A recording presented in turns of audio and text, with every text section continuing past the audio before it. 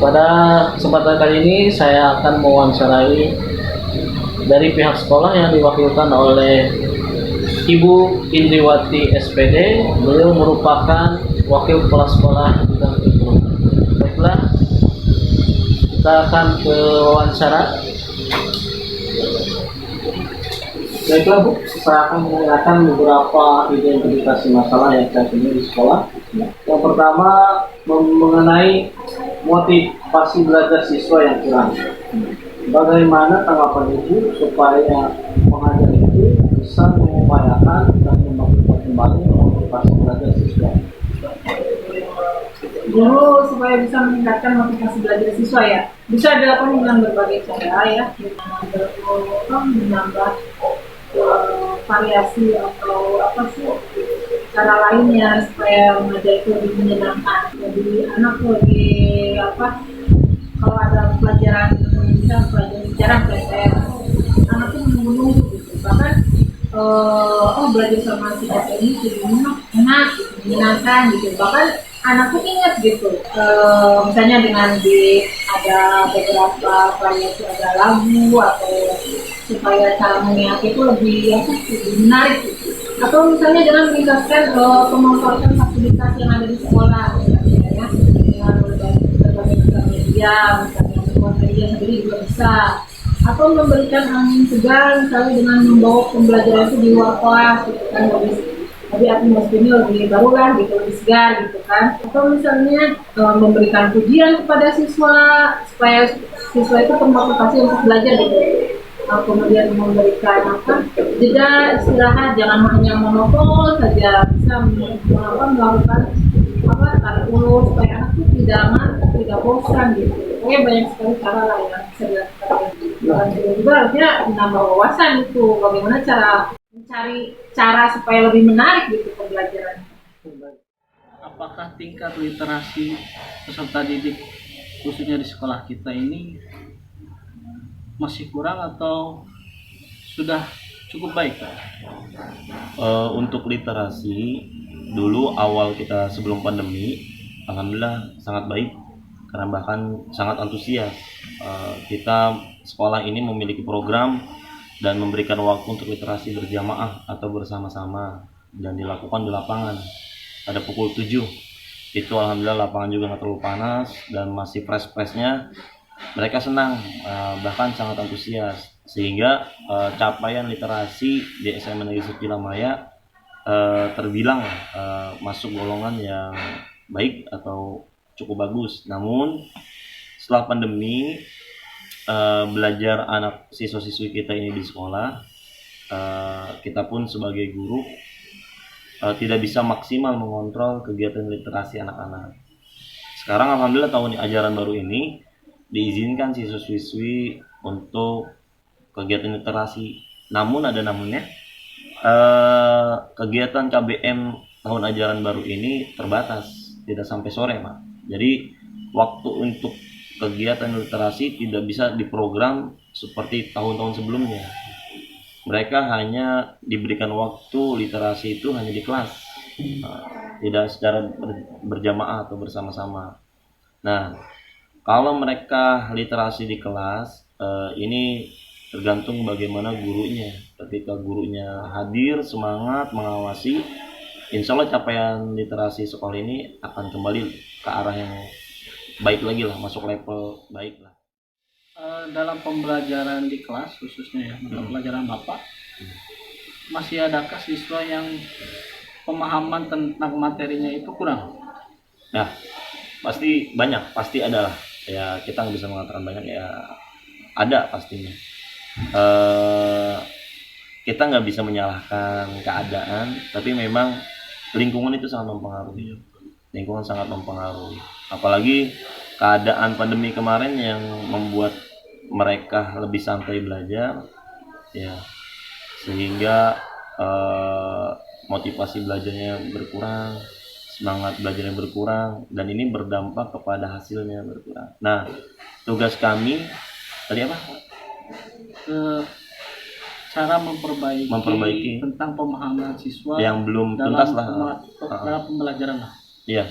Dan bagi siswa-siswi yang mengalami kesulitan belajar, kalau saya pribadi alhamdulillah saya beserta MGMP PAI sudah dibicarakan bagi siswa-siswi yang kesulitan dalam memahami materi itu kita bikin program yang namanya mentoring.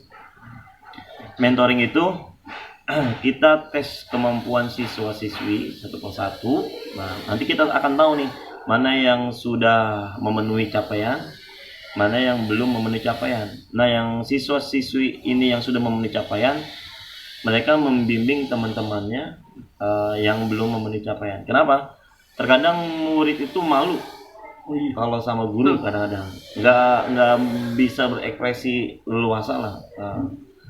Nah, maka dari itu dengan teman-temannya yang sudah memenuhi capaian itu kita amanahkan, kita bimbing dulu, kita jelaskan program, metode dan yang lainnya, sehingga nanti mereka menyampaikan ke teman-temannya itu sesuai maksud dan tujuan kita, capaian yang kita ingin kejar.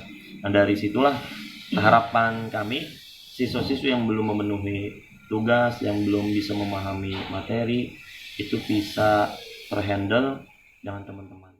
Nah, berikutnya Pak, tentang pembelajaran abad 21 nih. Menurut Bapak seperti apa tanggapannya?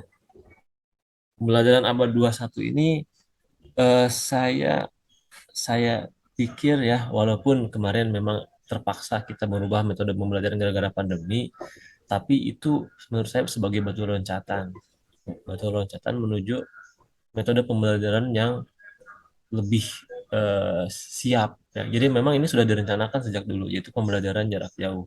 Namun itu belum pernah terrealisasikan. Namun ketika ada pandemi mewabah di Indonesia, itu sedikit demi sedikit mulai terrealisasikan, walaupun ya ada beberapa aspek yang tidak bisa diperoleh saat pembelajaran daring. Tapi abad 21 ini saya pikir sudah kita tidak asing lagi dengan metode pembelajaran daring. Jadi semua serba digital itu saya pikir harus mulai dibudayakan begitu, Pak. Ya. Nah, mengenai pembelajaran digital, pasti ada hubungannya dengan namanya pembelajaran inovatif ya, Pak. Nah, betul. Nah, seperti apa sih yang seharusnya pembelajaran inovatif tersebut, Pak? Pembelajaran inovatif itu ya pembelajaran yang membuat pembaharuan-pembaharuan tersendiri di dalam metode penyampaian pesannya. Nah, itu juga aspek yang berikutnya setelah dia melek digital, kemudian percuma kalau hanya melek digital tapi tidak inovatif.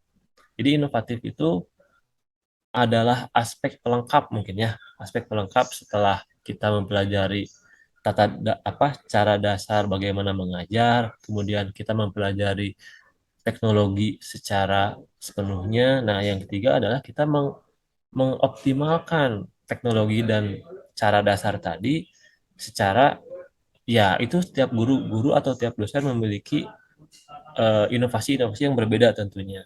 Namun tidak harus ada kebakuan saya pikir ya. Jadi penting tapi tidak harus ada kebakuan. Begitu Pak Mufti. Inovatif itu penting.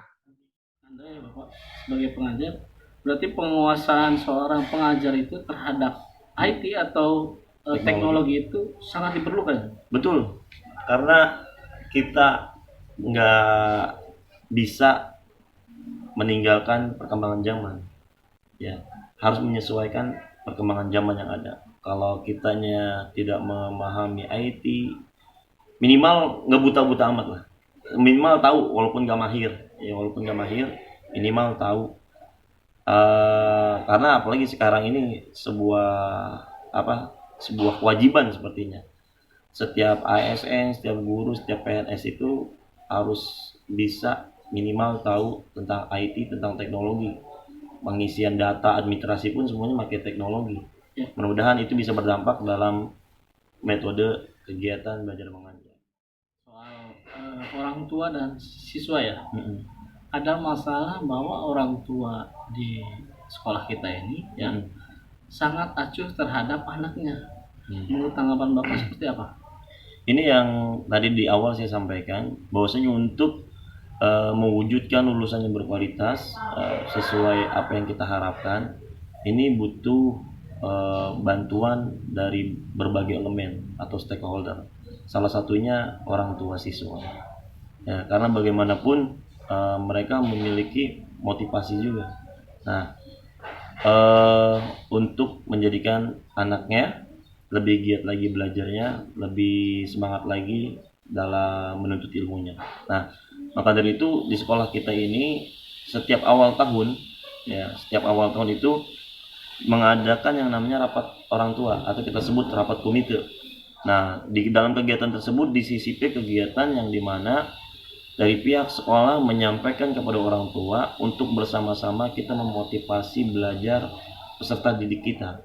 Ya, kita nggak akan bisa mendapatkan lulusan yang baik, yang bagus atau maksimal, ya, kalau hanya dari pihak sekolah yang memotivasi belajar, tapi juga harus dari dorongan orang tua.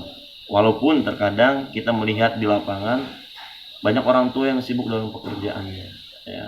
Berarti kami mohon kepada orang tua meluangkan sedikit waktu saja untuk anaknya, untuk kebaikan anaknya. Ini Bu, mengenai penunjang sarana dan prasarana, apakah menurut Ibu sudah mencukupi bagi seorang pengajar dan juga siswa di sekolah kita ini? Kayaknya belum ya. Sebagian udah, tapi yang mungkin harus banyak yang diperbaiki di kelas. Kan cita-citanya pengen ada apa? Infokus di kelas tuh, jadi kan nggak usah bawa-bawa gitu kan ya. Jadi sudah ada gitu permanen di kelas, digantung gitu kan. Terus kalau ada lab bahasa gitu kan ya, ada apa, uang serbaguna gitu kan, lebih ini. Jadi kalau kita mau ada kegiatan kan bisa khusus di situ gitu kan. Terus ada ruang apa, pameran siswa gitu kan, ada kan.